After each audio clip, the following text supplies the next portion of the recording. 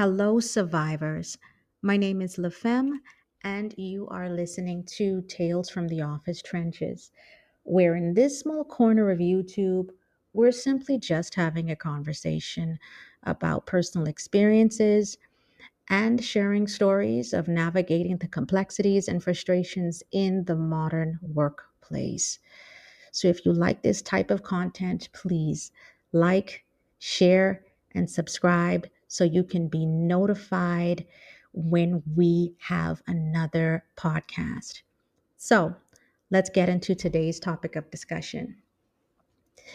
Today, we're going to talk a little bit about what I would call the burnout breakdown, managing on the job stress.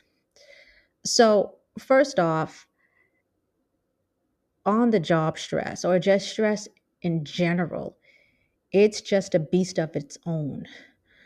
And when we talk about on the job stress, listen, there's so much that I can probably say, and I'm certain that there's a lot that you can probably say, but it seems to be an ongoing epidemic of its own, right? And so let's talk about this silent beast in the workplace, all right? Work, which I would like to term as work-induced stress. And work-induced stress, it's more than just a bad day at the office. We're talking about a creeping shadow that affects more folk than you might even think, right?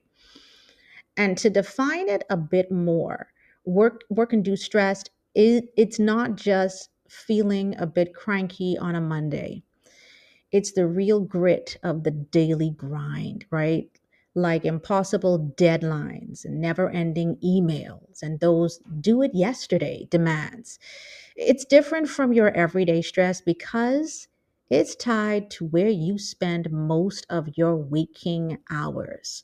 And let's tell the truth, that's on the job, all right?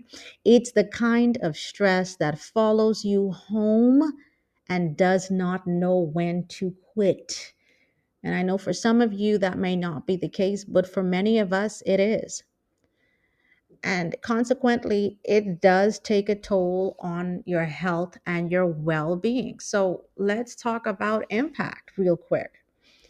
Work induced stress does not just mess with your head. It basically it's giving you a ticket to anxiety and depression central, honestly. And it's rough on the body. You can it can lead to what? Sleepless nights, headaches, you name it, right? But it's like carrying a heavy weight that just wears you down, both mentally and physically. And trust me, it does not punch out at 5 p.m. All right. It just seems to be something that's long lasting. And when you think about it, I guess the question would be, well, La Femme, okay, yeah, you're basically defining this pretty, you're accurate, right? So what do you suggest? Well, strategies to manage stress, and it's early 2024. So it's like we need to get a grip on it now. And if you don't, you may never get a grip. So when we talk strategies, it's basically where you have to make up your mind to listen. I'm going to just take a firm stand on this. First of all, you need to get a grip of your time. And I'm saying you because I'm also talking to myself. This is where we need to get a grip of our time. First of all, plan our day like a general plans a battle. And yes, it's that serious. You have to plan it out. Without a plan, anything's going to go, right? The second, a little mindfulness goes a long way. It's like mental armor. You know what I mean? And honestly, and there again, even when it comes to that, at the end of the day, there is no shame in seeking support, in all honesty, right? It's just like calling in for your backup. All right. But the point is, we need to recognize the signs of stress. If you're snapping like a dry twig and you can't remember the last time you relaxed, it's time to take action. So, winning is not about strategy. And it's not just brute force. That's the thing, right? We need balance is what's necessary. Balance is needed. So let's talk quickly about work-life balance tips, right? So think of life like a seesaw. On one end, you've got work, and on the other, everything else that makes you tick. So, first tip, learn to punch out on time. All right. Your couch misses you. And for those of us who do not punch out, we just go to work, learn when to sign off, log off, leave on time. That's the point. Next, your hobbies are not just fun, they're your lifeline to sanity. And those are the things that help to create your balance story, I'd like to call it. So dive into them, get right involved. Get right into them and get involved like you're jumping into a pool on a hot day, right? Um, and basically another good tip too would be, let's see, family and friends. All right, they're not just people who, in name, that may be on your social feed or acquaintances. I mean, for some of you, maybe some, they are, but make time for family or friends, whatever works out best for you. All right, but the whole point here in just throwing out these suggestions is that it's all about keeping that seesaw from tipping too far on the work side.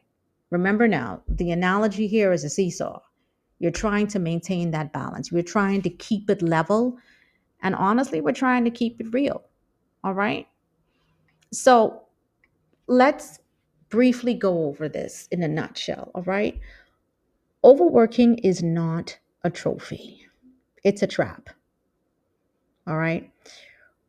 We talked, the tough talk about work stress and how it tries to knock you down, both upstairs in the head and downstairs in the body, you know, and we covered a bit of strategies so you could fight it back, like time management, mindfulness, and having a good old support squad.